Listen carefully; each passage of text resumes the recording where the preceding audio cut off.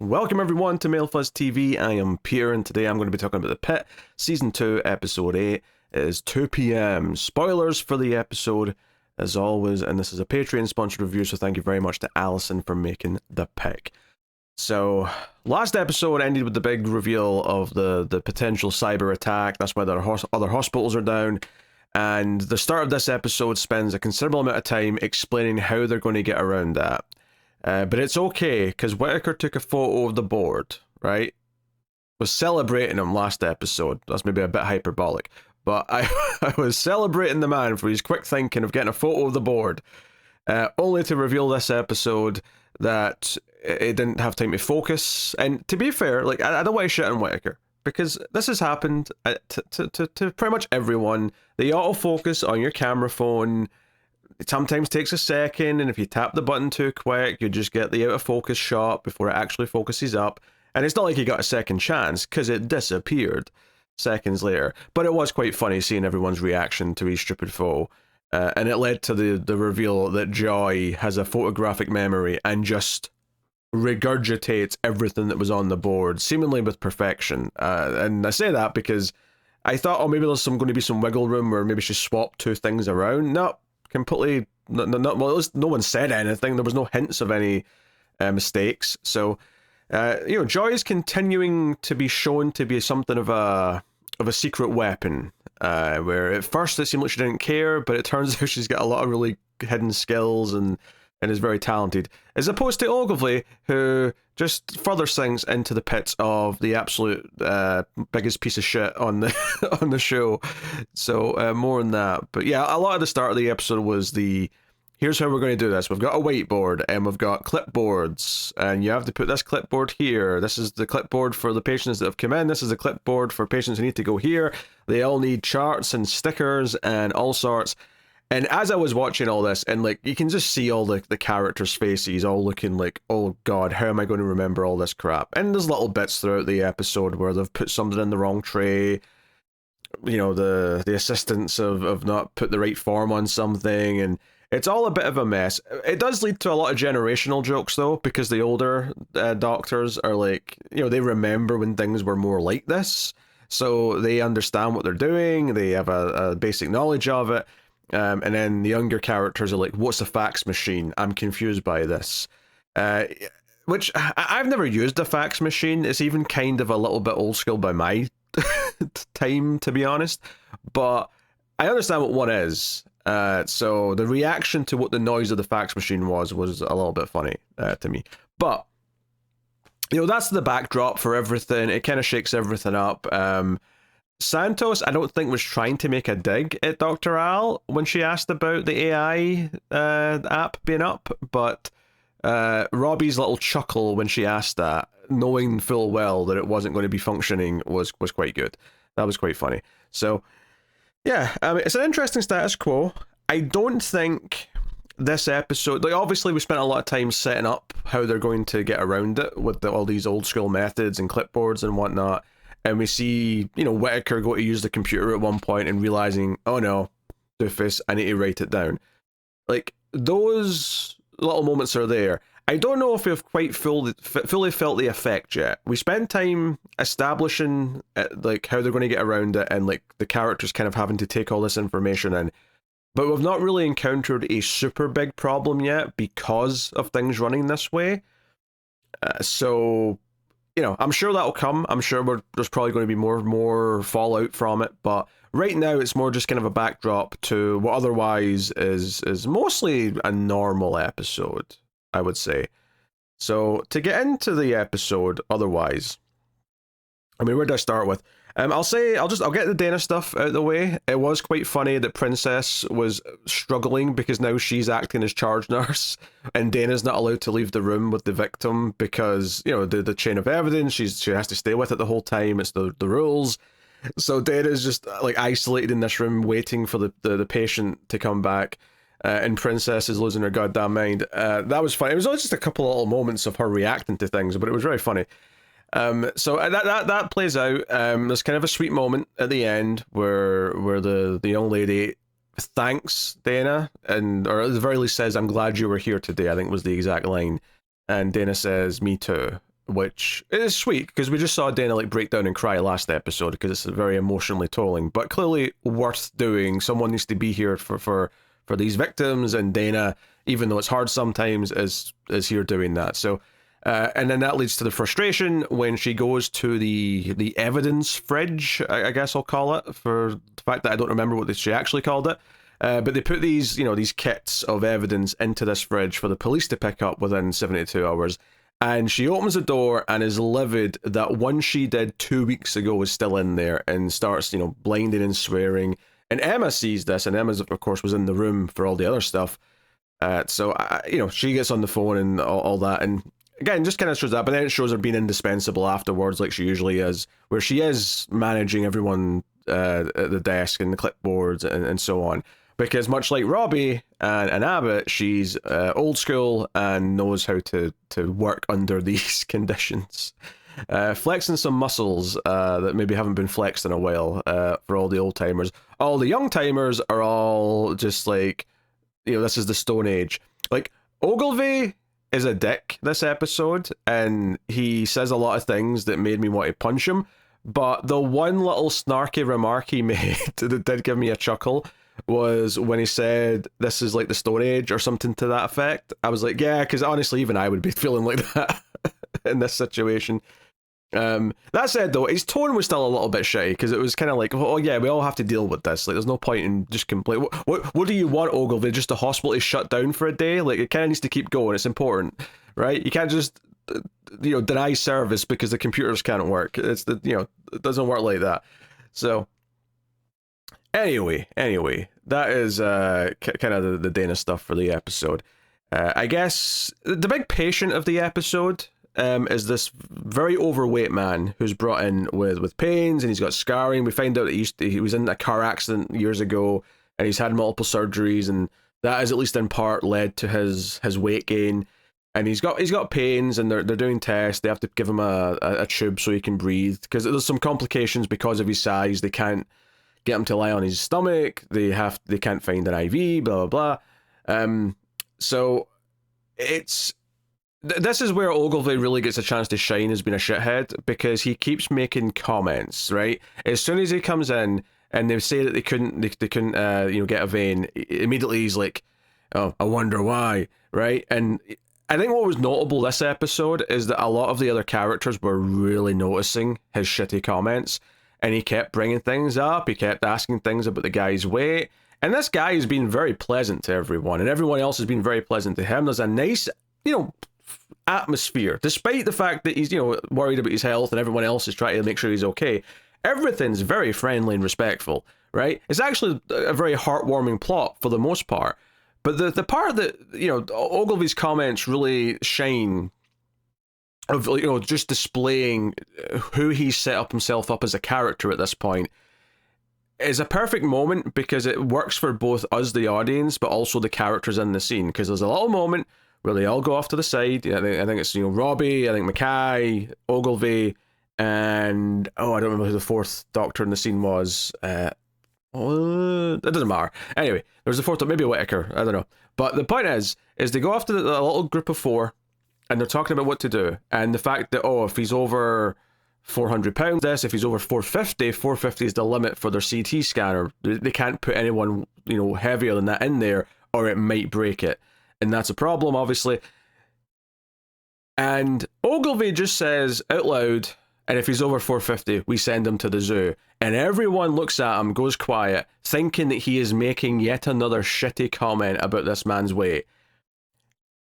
And then, to be fair to him, he does then say, because zoos will have, scanners for bigger animals, so they have something that can go up to maybe £650, because they have to scan whatever animals that are that heavy. And they're like, okay, that's actually a fair point, right? I mean, we're not going to necessarily do that, but that's actually, there was an idea there that wasn't a bad idea. He was thinking logically. But the point is that everyone in the scene, and I think everyone watching the show, assumed it was just another shitty comment. It's kind of like, in a way, it's kind of like a Boy Who Cried Wolf kind of thing in a weird way, where it's like, he makes enough shitty comments that he does not get the benefit of the doubt when he's saying something that actually has well intentions behind it, and maybe that's even a strong phrase for Ogilvy. He just thought he thought of a solution, but instead of us assuming that, he gets assumed of something else. But he's earned those assumptions. He's earned, or he's not earned the benefit of the doubt, right? That's where we are with him at this point. So it was very satisfying that Mackay, at one point, Cassie turns round to him before they get back in the room later on and says, "Hey, stop making digs about his weight. Like, pay him, treat him with respect." That was actually a very nice little moment for her to say that. It was like someone had to say something, because they were all giving each other glances when he was saying stuff. And this guy, he's being easygoing. He's learned the tablet because he can't speak with the tube in his throat, so he's tapping this tablet to say basic things with Microsoft Sam or whatever. That's me dating myself by calling the electronic voice Microsoft Sam. But it's all over. And he thanks everyone before he gets the tube in, because he knows he won't be able to say it after. And he's cracking little jokes with the voice as he's been escorted out. Abbott is going with them, so someone's with him even though he's off duty. He's actually, that's the fourth person in the room. It's Abbott, because Abbott's in here the whole time. Because I was thinking, why is Abbott sticking around? It's not his shift. He only came in because he happened to be involved in another patient's actual incident. And he even jokes like, "Hey, if I take him over to that other hospital where they've got a big scanner, I can maybe get a couple of hours sleep before I have to come in for my night shift." So yeah, Abbott just being like, I don't know, just this weird tough badass still is an ongoing thing. But yeah, I thought everything with this patient though was very pleasant, and everyone's kind of feeling bad for him that he doesn't have any family to come. He's got an estranged sister that he doesn't really keep in contact with. But no one wants to make jokes or anything other than maybe Ogilvy, who kind of does make some kind of It's not even like he makes light of it. That first line when he first arrives, and he says, "Oh, I wonder why." That is kind of just a straight up joke. The rest of it though is more just like he's grilling him about his weight, where he's like, "Oh, do you exercise?" And it's like, really? What? Why are you asking that? I mean, and this may sound rude, but he clearly does not. He's asking various things, and it feels like he's grilling him on something where clearly there's nothing they can do about it right now. This isn't going to help him in the moment. They need to solve this crisis. Maybe we can talk about how to help him lose weight after we've saved his life from the other things. Some priorities here, and just respect, because it'd be one, not that there's every excuse to start cracking digs like that at a patient if you're in this field, but it'd be one thing if the patient was a complete dickhead, right? Complete asshole, treating them like shit, and then someone gets frustrated and lets a comment fly. That would be one thing where I can sympathize with why they kind of just let it go and said something. But no, this guy is completely nice and respectful from the second they wheel him in. It's just Ogilvy being the worst. So that continues from here. So it's also satisfying that later on, when Ogilvy and Javadi get a patient that's got a rash and boils in several places on his legs and arms and stuff, and they have no idea what it is, and it's a little bit awkward because they both end up at the same patient, and they didn't mean to. They basically both just... I guess this is the biggest mistake of the analog system here with all the clipboards and stuff, is they both kind of decided this was their patient, one from the board, one from the clipboards, and they didn't quite, things aren't syncing up. But they can't figure out what it is, and then Joy just kind of walks past, says, "Oh yeah, it's definitely this. He was cutting lime outside. It's basically sunburn plus lime juice has made this happen, blah, blah, blah." Don't even ask me what they called it. There was 8 syllables. So yeah, Ogilvy once again looks pissed that he didn't get something and Joy did, right? Joy's outclassing him at every step. So sorry, Ogilvy, you are the worst. Let's pivot over a little bit to Santos. Speaking of someone who can be a little bit the worst at times, and I was feeling it a little bit in this one, mainly just because of her attitude with Langdon, right? Because this is the episode where we finally get to see Langdon and Santos interact properly, and he is making an effort. He actively tries to talk to her, right? When she comes out, because she deals with the deaf patient, right? And she finally sees that patient with the interpreter and, you know, figures out what it is, realizes that what she said last time about getting some scans was unnecessary. It's something that she can deal with. And she's telling Dr. Al this.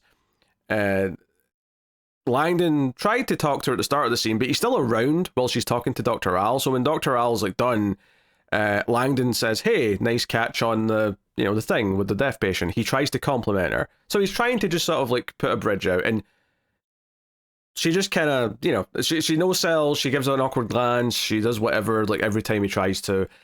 But they end up together with a patient because she's got someone who's come in. But and all the other doctors are busy. They're all busy with more serious cases. So Langdon's like, "Look, it's got to be me. I've got this one. Let's go." And it's a funny case. It's the comic relief medical case of the episode. It's this drunk woman who bit her tongue and needs stitches in her tongue, and she's very, very drunk, and her drunk friends.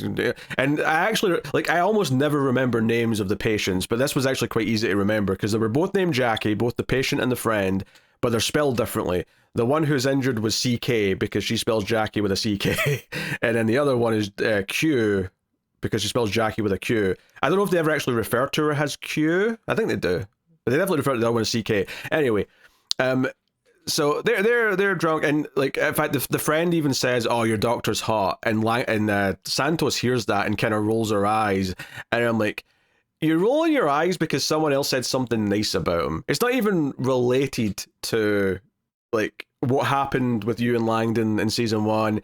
You're just like clearly mad at any mention or any the fact that you have to even like be in his orbit is upsetting to you, right? And maybe there's some interesting questions as to why that is upsetting to her. Is it because she does feel some sense of guilt? Is it because she doesn't think he should be back? Is it, you know, whatever, like, but regardless, there's an awkwardness there, and she is kind of not hiding her discomfort with it. And I think that's why it's very easy to not side with her here, because Langdon is not mad at her, right? He's not trying to get her to apologize. In fact, if anything, I'm pretty sure that Langdon, like he's done with several other characters in the show at this point, wants to apologize to her.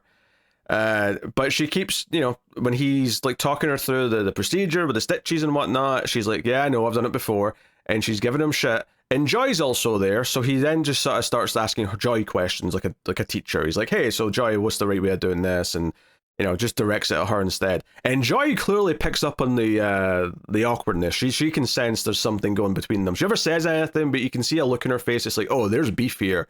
What's going on?" So it's just this thing where he's trying to be, you know, cordial and work with her, and maybe even say a couple of nice things to maybe show there is no hard feelings on his side, to try and build. And she's just not interested. She's just like annoyed that she even has to endure his attempts at that.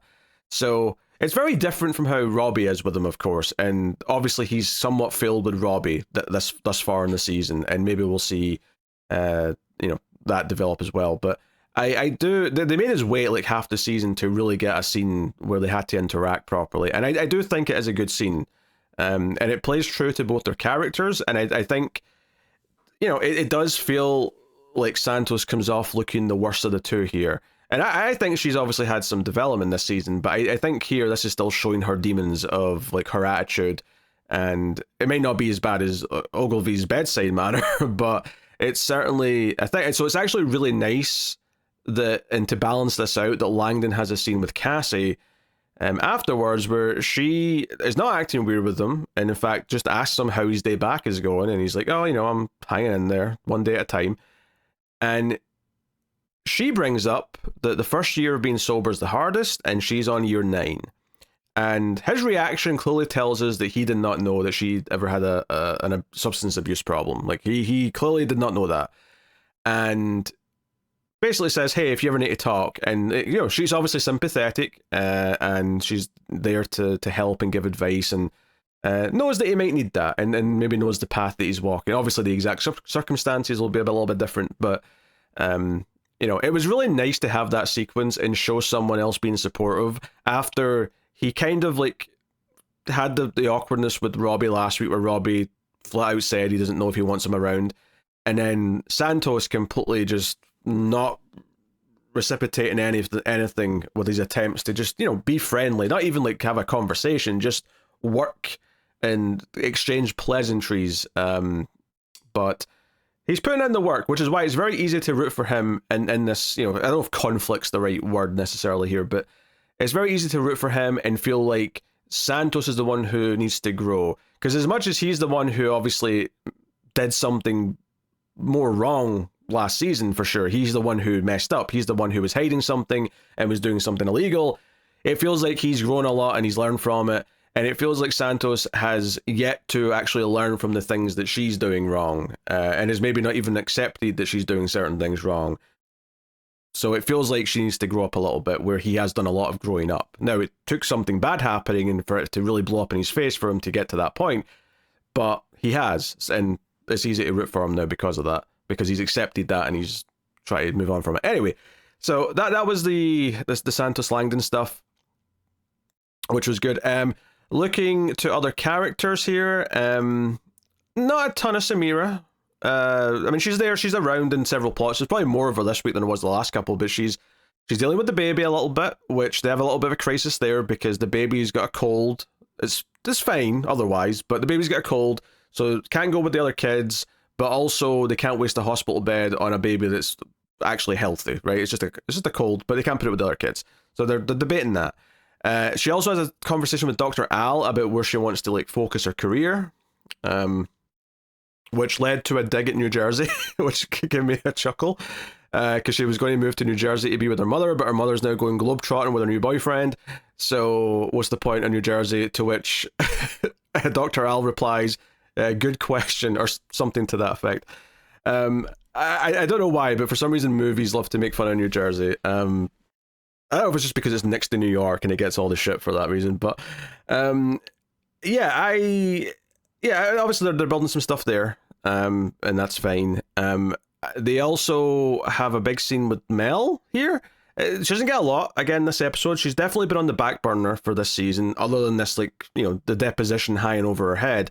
But the night shift doctor, who, forgive me, the name I don't remember, she shows up because she's also involved, and because she was there by that point last season, and she basically comes down to break the rules, and because they're not meant to talk about it with each other, but she's like, "Hey, we're not going to have a discussion. I'm just going to do a monologue," and basically just lays out why it's bullshit, why the lawsuit's bullshit. Here's the reasons why you're in the right. Effectively, just giving Mel, this is what you should be saying. This is what you should be arguing. You know, they're arguing that the child had some, what was the exact phrase she used? I don't know, but some like mental decline or something after, but it wasn't to do with the spinal tap, it was to do with the lack of oxygen during the pneumonia or whatever. Like, this is your reasons, and just spells it out for her. But honestly, Mel just looks more worried afterwards, and it almost does make me concerned that she's going to get into some trouble just because she's going to talk herself into some trouble, which is a concern. But that poor Mel's been kind of just like tied to that one plot idea the whole like season so far. So hopefully, like, once it's done, we can shake her out of it, or there's something else we can kind of like thrust her into afterwards. But that is going on. Elsewhere, what else do we have patient wise? We still have the lady who has cancer, and honestly, this episode kind of signaled that she is, like, you know, not just maybe not so spoken, I guess is what I'm trying to say, but maybe they're going to help her like reach the end, or at least that's what Robbie kind of suggests, where like, she's already having all this stuff for her pain. What do we do? There could be some serious problems if we give her anything stronger anymore. And Robbie's like, look, our job is to help them manage pain, even with side effects. And I think it's the Cassie who says, well, and even if the side effects are death, and he's like, sometimes that's the best outcome. So it's kind of like, she is, she's a hospice patient, she is on her way, and all of the scenes, her parents show up, and things are delightfully awkward. Her son doesn't want to leave the room because even he clearly is scared and knows that his mom's going to be dying. It kind of feels like that's what we're ramping up to here. We're seeing this thing where the entire family are kind of aware where we're heading here and that we're accelerating towards it. But the patient herself seems to want to. In fact, there's even a line that's very on the nose where Javadi like brings in the parents, like her parents, the grandparents of the kids, into the room, and they suggest they'll go out for ice cream. They'll take the kids for ice cream, and they say, "Hey, can we bring ice cream back for her? Is she allowed to have that?" And Javadi says she can have whatever she wants, which obviously she just means the ice cream, right? But it's also this one. It's a nice thing to say because it's like, oh yeah, there's no reason in restricting her diet. Like she can do it if she wants to have, like, crack. Why not at this point? Like I mean, I'm not seriously suggesting that, but like at this point, who cares? Like she's going anyway, but I think it's also like a meta line of like she can have whatever she wants, and I think we all know what she really wants. She wants to be done. She wants to die, and I think that's kind of like a little meta nudge in that direction for me. At least that's how I felt when I heard that line of dialogue. So there's that. There's the patient who I forgot to talk about last week actually, who's been around for a few episodes. The young guy, the guy, the Loshin, who was yelling and got tased when he first came in. Well, he got tased before he came in, but you know what I mean. That was the backstory. His parents are here. They came in last episode and they're talking about his mental health and that he might have a serious condition, the paranoia. And they bring in another, I'll say therapist. I don't know if that's necessarily their exact title, but someone who's in this industry, but also has I think a daughter who was diagnosed around the age of 20 with schizophrenia. And it could be schizophrenia, it could be bipolar disorder, it could be a few things. But those are the two that are the most common and likely. And she's talking to the parents about what that means and how many people with bipolar disorder still have a relatively pretty healthy life with a good career. It can be managed. Schizophrenia is a little bit harsher. I mean, you can live a life, but it is not necessarily the odds are lower. But that's what her family member has and is living okay with it. So try to comfort. I mean, I think. This is obviously very serious stuff to talk about, and the realization of like what he's going through. And I think last episode there was the realization that like one of the parents has a sibling that also had mental health problems, so it does somewhat run in the family. It was more just I like this tactic of bringing someone in, and obviously this would be hard to always have, right? Sometimes it may be impossible to do this. But the idea of bringing in someone in authority is not the right word, but someone in like a sort of therapy role to come in and talk about a condition who has a loved one themselves who has it and has went through it. I actually think that's a very good tactic because I think it's one thing to hear from a doctor who just understands the theory or understands the science of why someone is the way they are. But having someone who has dealt with this themselves and has helped someone live with this condition, I think there's almost like a mutual sympathy that kind of like should naturally form over that, as opposed to maybe just feeling like some brainy doctors telling you things that are all just like they've never had to put up with themselves. I don't know. I feel it's like a good tactic to try and help them understand. It was my main thought, which is probably why they did that. But again, it won't always be possible. Obviously, you always have someone on call that happens to have a loved one who went through something matching a patient. But I do think it was wise in the situation since they had that opportunity. So yeah, there was that. Yeah. Also, the homeless guy that went missing was just with Louis for like over an hour. Apparently, had a lot to confess or say. And there's a little moment because they put like a little bell for them to ring when the charts are in or whatever. And the homeless guy like dings the bell and says Louis just got his wings, which was a really sweet little line actually.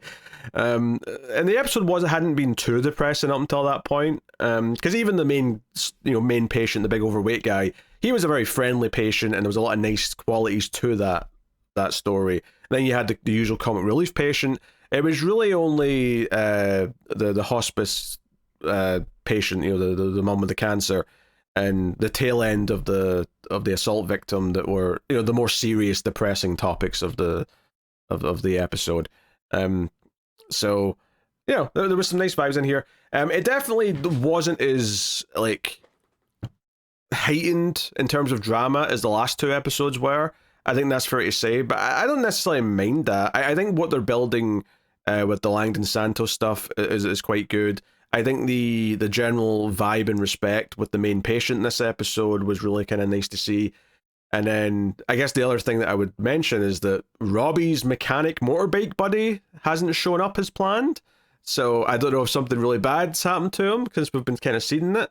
But I mean, we'll see. He keeps making references that he won't have to be around to clean up any of the messes after today, which makes it feel like he definitely is going to be around to clean up those messes.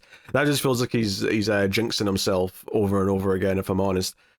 But we'll see how that goes. But yeah, no, it was a solid episode.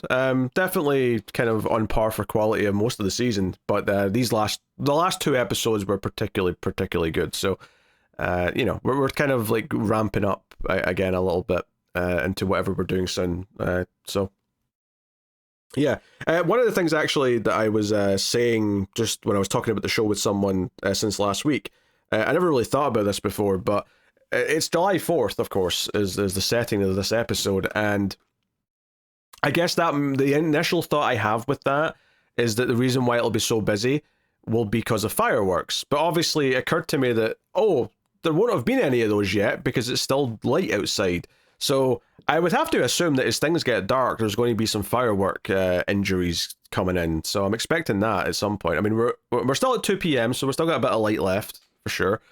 But I wouldn't be surprised if the last few episodes have some burns and fires and things like that to deal with. So yeah, we'll see how that goes. But that is my thoughts on this episode of The Pitt. So let me know your thought on this one in the comments below. Like, subscribe, all that stuff.